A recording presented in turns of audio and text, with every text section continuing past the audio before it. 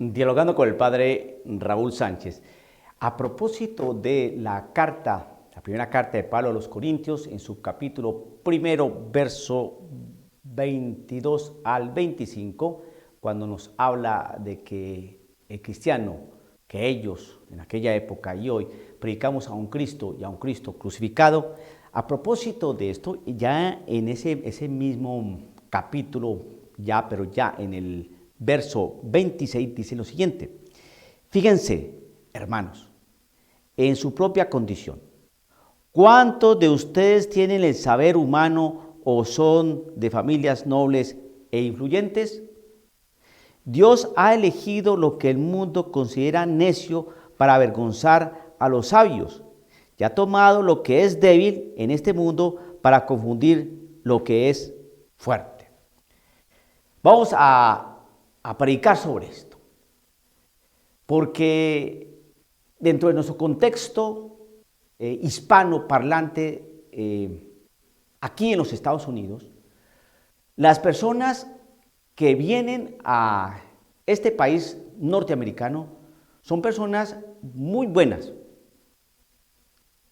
personas de gran corazón y con un deseo de superación y de trabajo enorme. La gran mayoría de estas personas tienen un alto nivel moral, es decir, son personas de buenas costumbres, son personas honradas, trabajadoras, personas que quieren educar bien a sus hijos, son personas que tienen recta intención y que guardan en su corazón a Dios, son personas de fe, están siempre atentas a toda esta realidad de las celebraciones marianas, especialmente la Virgen de Guadalupe, las fiestas patronales. Son personas de devoción.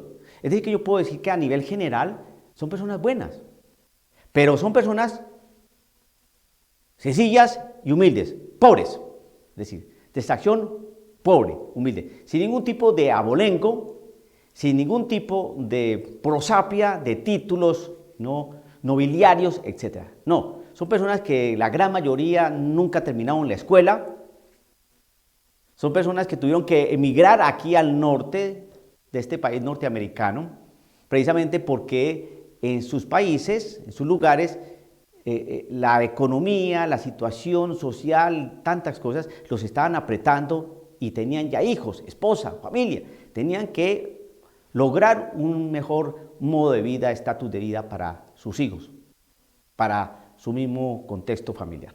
Entonces vienen para acá. Entonces aquí, cuando se está hablando de que nosotros predicamos a un Cristo crucificado, no a un Cristo de poder ni de victoria, nosotros predicamos eso.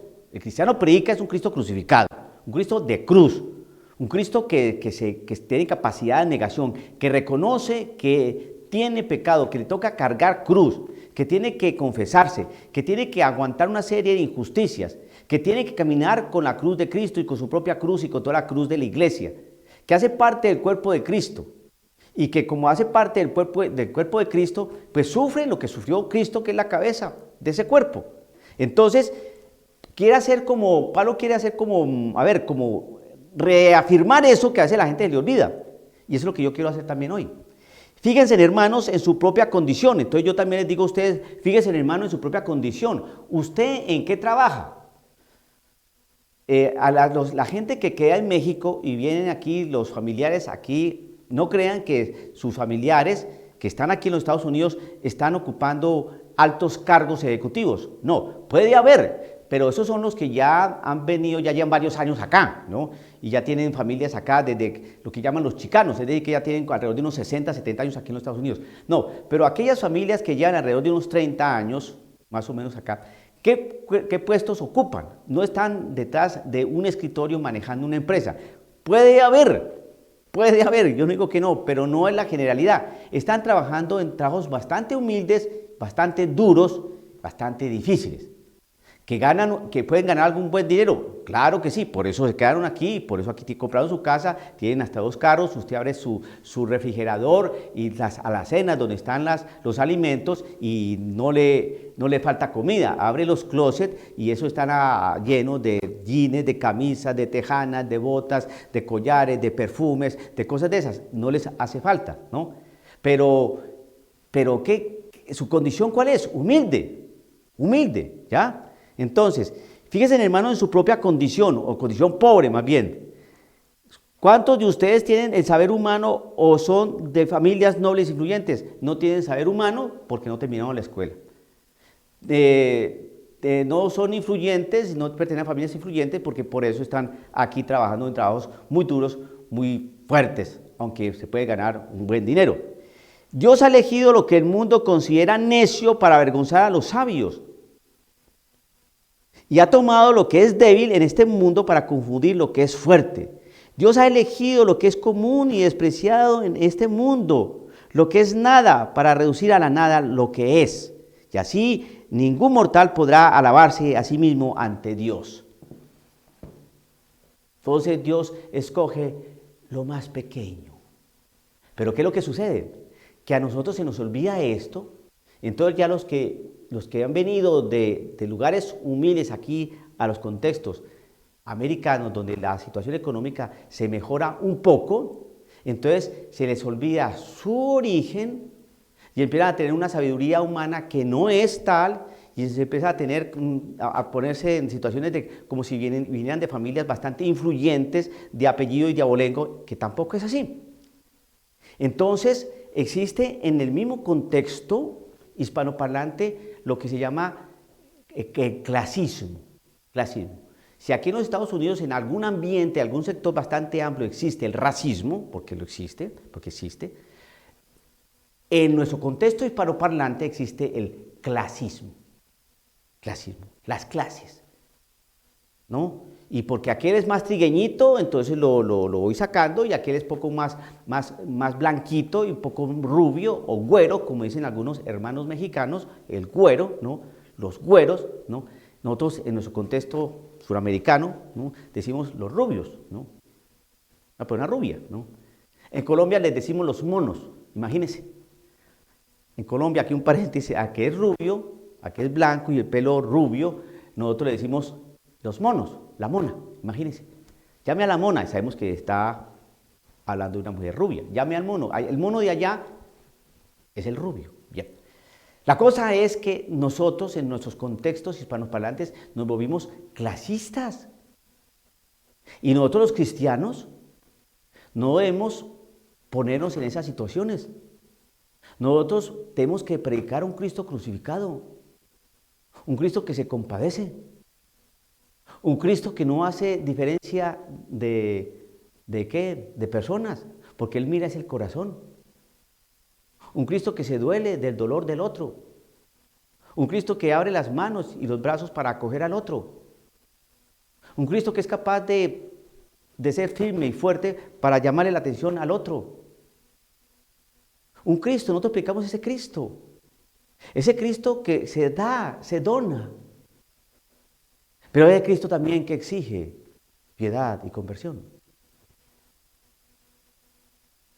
Nosotros no debemos olvidar que el Señor nos llamó a nosotros, a los humildes, a los sencillos, a los que no tienen poder ni gloria. ¿Para qué? Para descuadrar, descontextualizar, confundir a aquellos que se presentan muy conocedores, muy adustos, personas con mucha sapiencia, mucha sabiduría, mucho abolengo, mucho estudio, mucha prosapia, mucho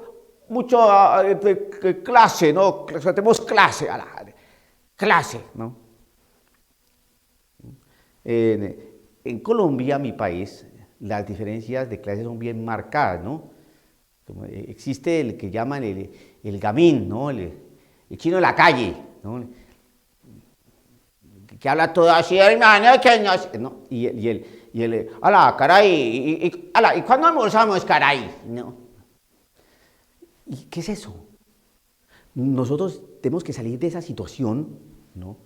El verdadero cristiano tiene que salir de esa situación para doblar rodilla Y decirle al Señor, Señor, tú me escogiste a mí, ¿y yo quién soy? ¿Yo qué abolengo tengo? ¿Yo qué prosapia tengo? ¿Qué estudio tengo? ¿Qué sabiduría humana tengo? Yo soy un pobre ser humano que tú has llamado para cargar contigo la cruz. Y ahí voy a tener que aceptar una serie de rechazos, de burlas, de ignominias por predicarte a ti, Señor. Voy contigo, porque tú nos llamas para desconcertar a este mundo tan vacío y tan vano. Porque tú nos quieres dar es tu gloria, tu amor, para alcanzar tu poder, sí. Pero es un poder que no es un poder humano, no es una victoria así simple, sino es que el poder lo das tú, Señor. Y la victoria la das tú, Señor. Pero nuestra predicación no es de victoria, ni de poder, ni un Cristo, no. Nuestra predicación es de un Cristo crucificado. Y predicamos un Cristo crucificado. Un Cristo que derrama su sangre en la cruz por mis propios pecados y mi propia inmundicia. Un Cristo que se abajó y me vio tal como era. Me recoge y me abraza. ¿De qué me va a dármelas? ¿De qué voy a alardear? El Señor en este mensaje nos enseña es a mirarlo y aprender que solamente a través de la humildad y la sencillez se empieza a alcanzar la sabiduría, la santidad de Dios, el poder de Dios. Dialogando con el Padre Raúl Sánchez.